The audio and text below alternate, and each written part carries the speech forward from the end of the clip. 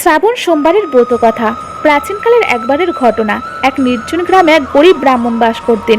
তিনি অত্যন্ত ধার্মিক ও পরোপকারী ও শিবভক্ত ছিলেন। প্রতিদিন তিনি মহাদেবের পূজা করতেন, বিশেষ করে শ্রাবণ মাসের প্রতিটি সোমবারের ব্রত পালন করতেন এবং শিবলিঙ্গে গঙ্গাজল, বেলপাতা, দুধ দিয়ে অভিষেক করতেন। কিন্তু সেই ব্রাহ্মণের কোনো সন্তান ছিল না। অনেক বছর ধরে পূজা করেও তিনি সন্তান লাভ করতে পারছিলেন না।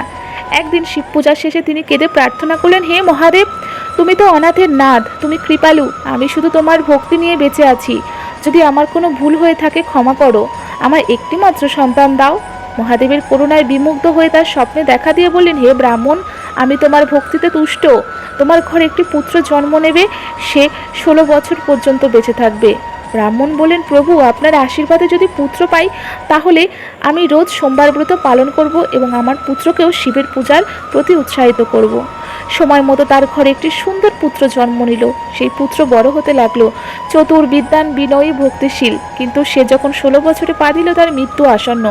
ব্রাহ্মণের এই কথা মনে পড়ে পুত্রকে কাশী পাঠালেন, যাতে সে শেষ সময়ে শিব দর্শন লাভ করতে পারে।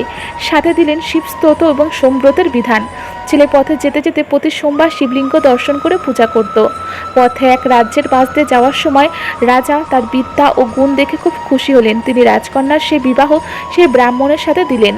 কিন্তু বিবাহের পরের দিনই ছেলেটি অচেতন হয়ে পড়ল এবং তার মৃত্যু ঘটল। সবাই শোকাহত। তখন রাজকন্যা ক্রন্দন করে বলল, আমার স্বামী তো শিবভক্ত, মহাদেবের কৃপা যদি সত্য হয় তিনি যেন প্রাণ ফেরান। আমি সোমবার ব্রত পালন করব, যতদিন বেঁচে থাকি। তিনি প্রার্থনা করলেন, হে নীলকণ্ঠ, হে করুণার সাগর, আমার স্বামীর প্রাণ ফিরিয়ে দিন। মহাদেব তখন স্বর্গে বসে তার প্রার্থনা শুনলেন। করুণায় তিনি তার ত্রিনয়ন থেকে অশ্রু ফেললেন। এক মুহূর্তেই সেই পাত্রের প্রাণ ফিরে এলো।